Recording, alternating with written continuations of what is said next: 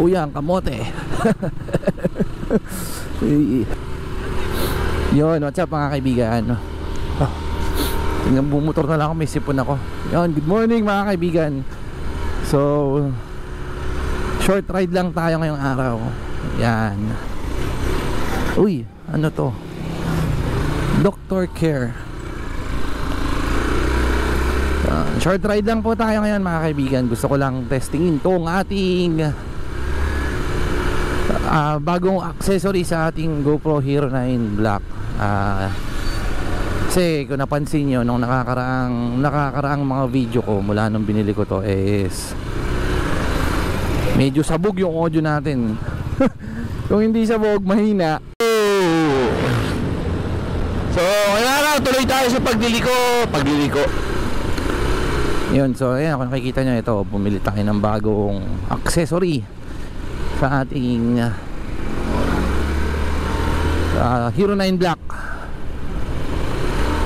So ito po yung tinatawag nilang media mode.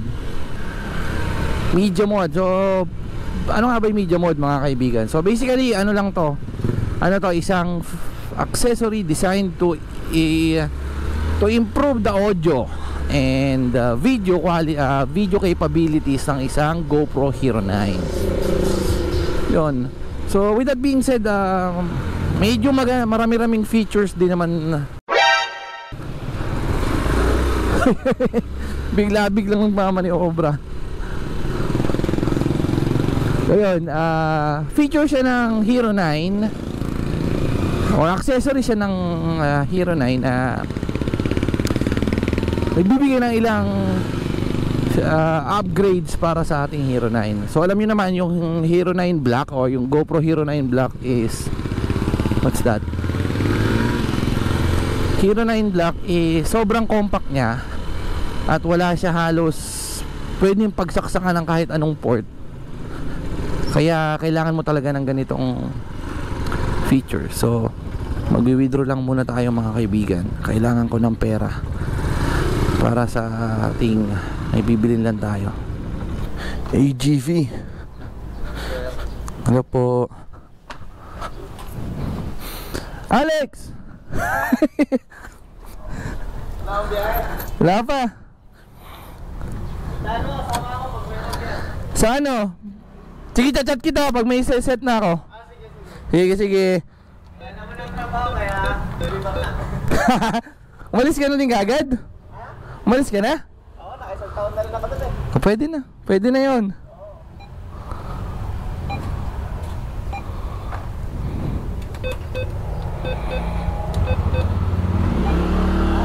Oh, ingat. Yun, so mga kaibigan, si Alex Motovlog. Yun, si Alex Motovlog na taga dun din sa amin. 1, 2, 3, 4, 5. Bayad ng motor 2.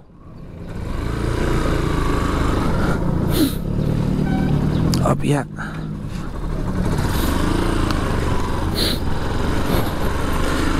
Nag-allergy na naman ako.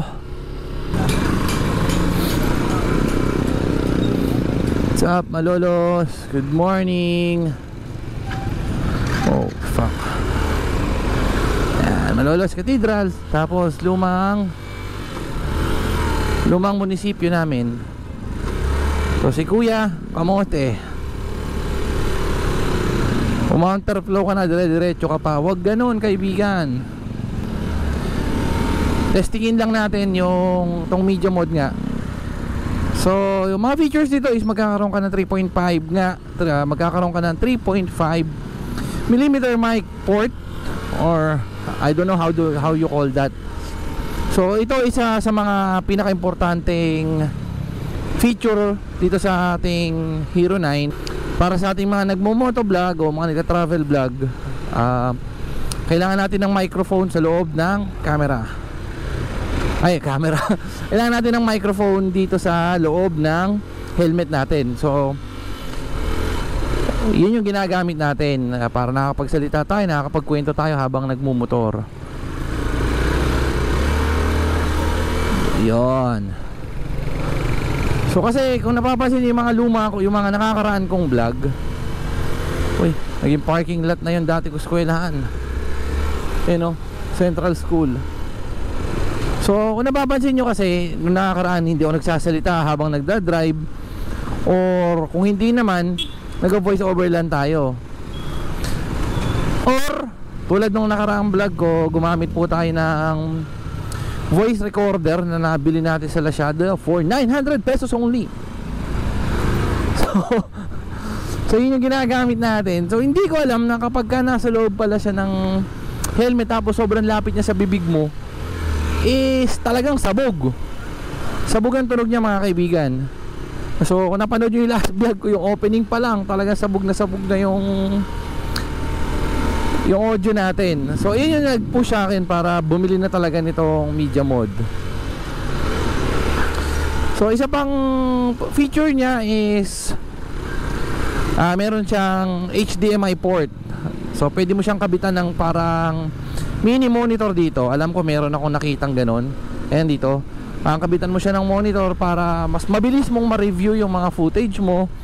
Tapos pwede mo rin siyang gamitin para mag-file transfer. So kasi dito sa stock na GoPro lang, yung GoPro lang, mga kaibigan, para makuha mo yung footage mo is kailangan mo tanggalin yung baterya at kunin yung memory card, tapos card reader, saka mo ta-transfer sa PC mo. Though meron namang app. Kaso syempre, since digital copy na lang yun, hindi na nun makukuha yung original resolution ng image or ng mga videos. I'm not sure about that pero that's my understanding, mga kaibigan. So liko na tayo dito. Medyo maganda-gandang scenery sa lugar na to. Papunta so mga kaibigan, papunta tong Marcelo. Yan, so dalawa na yun. Tapos yung isa pa is may charging port na siyang kasama. So di ba sabi ko walang ganong butas yung stock na GoPro. So dito kasi meron na siyang charging port, so hindi mo na kailangan magpalit-palit ng baterya. So meron na siyang available na what do you call this?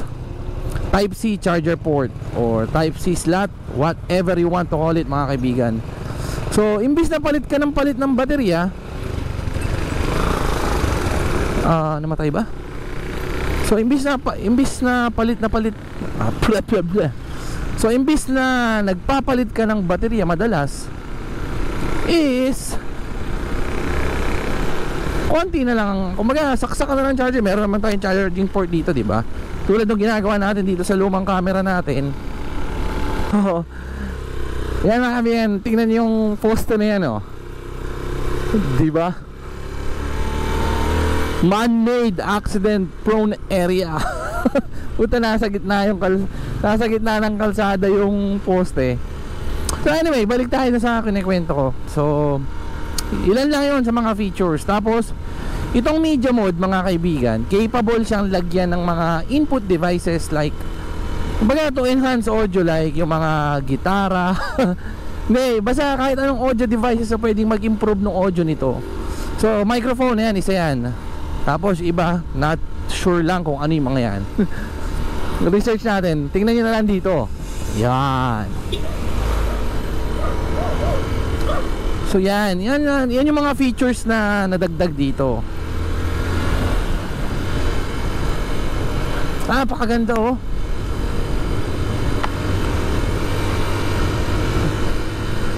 Yan.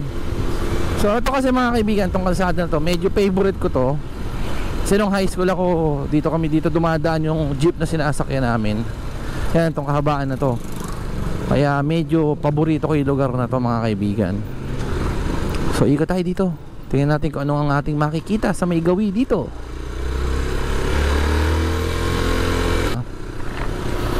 So ito naman, testingin natin kapag bukas yung ating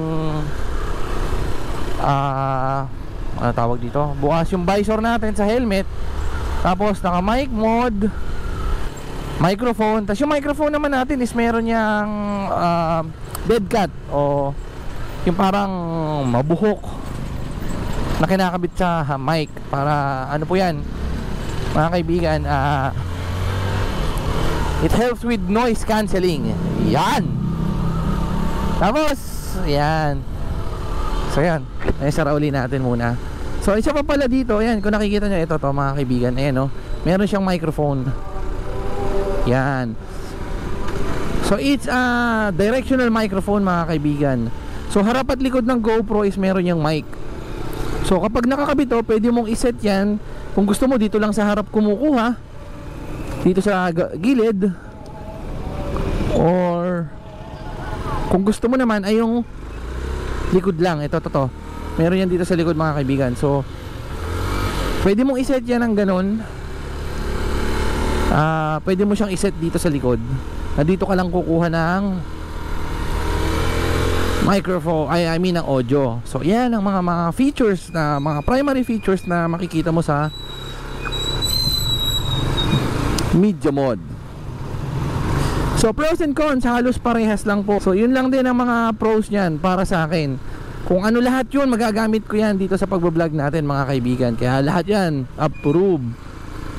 Pero syempre, sabi nga nila, di ba, hindi lahat ng bagay is mabuti. In every good thing there is bad, and in every bad thing there is good.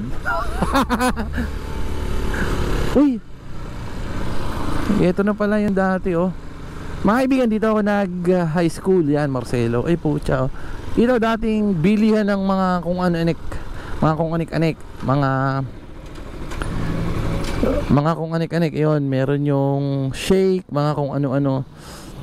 Tapos ito, tambayan na, mga kubo-kubo yan dati. Yan, yung bakanting lote na yan, kubo-kubo yan. Tapos dyan, pwede ka manigarilyo, taguan yan. Hindi naman ako naninigarilyo nung high school. Hindi ganon kalakas pa, pasundot-sundot lang. Yo, what's up Marcelo? You know, yan, dyan tayo nag-aral mga kaibigan.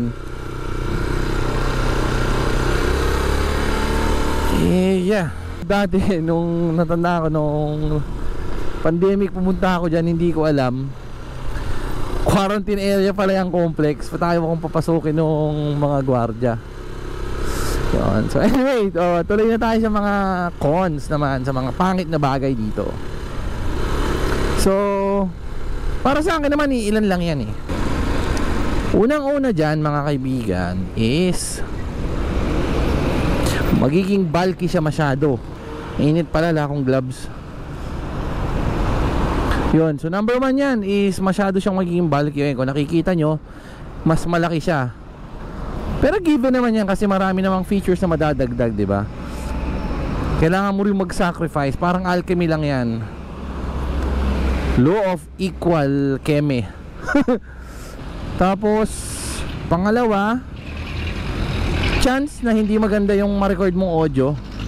So syempre, kung hindi mo titingnan yung pagkakakabit ng may slot kasi yan dito sa gilid mga kaibigan, kung hindi mo iaayos yung kabit niyan, well, there's a chance na hindi gagana yan. Pero yun lang naman.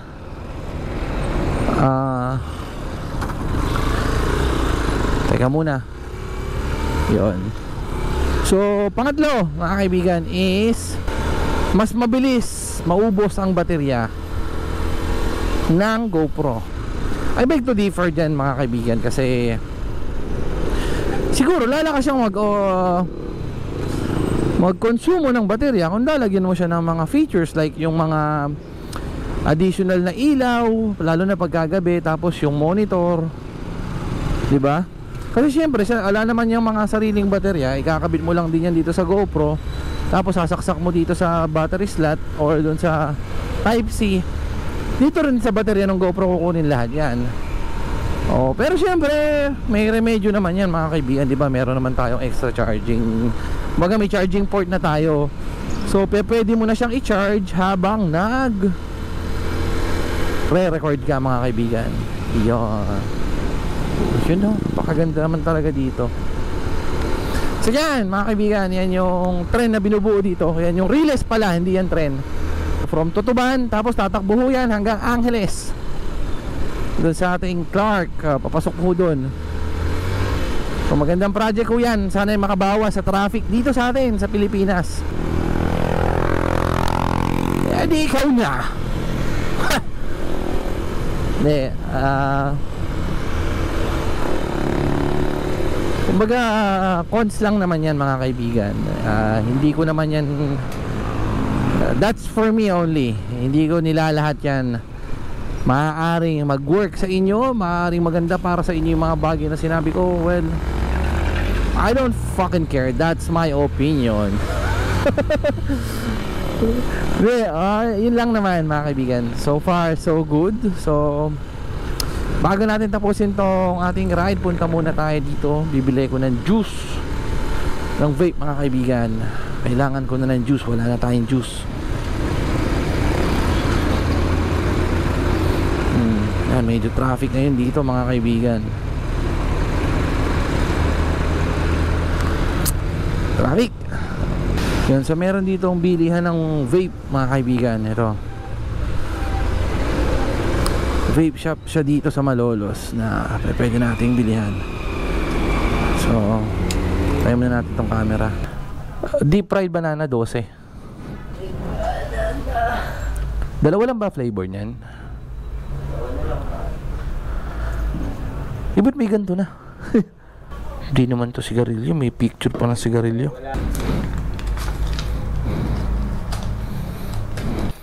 May YouTube ba? Oo. Ano ba YouTube ba? Ito to. YouTube, Facebook. Ayan din yan. So, ayun. Natikman ko na itong Dripaholic.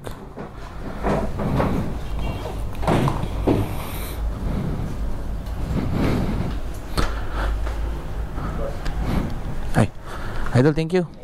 Salamat.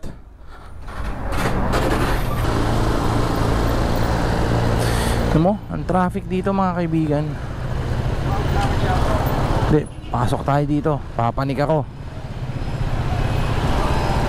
Walang pipigil sa atin. Papanik tayo sa taas. Ito makapanik lang eh.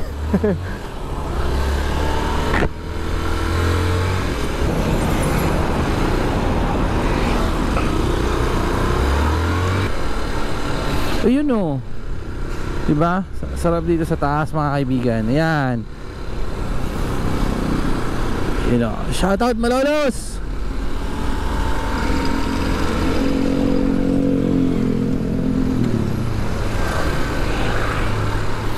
Napakasarap talagang magmotor kahit traffic. Alam nyo, kahit sobrang lapit lang, kahit bibili lang sa palengke, parang therapy mo na yan. Traffic advisory. Puta, lagi na lang traffic dito sa amin. So, to end this video mga kaibigan, para sa akin na isang motovlogger, this is a big yes. Lalo na kung balak mong gumamit ng Hero 9. So, this is a must have option.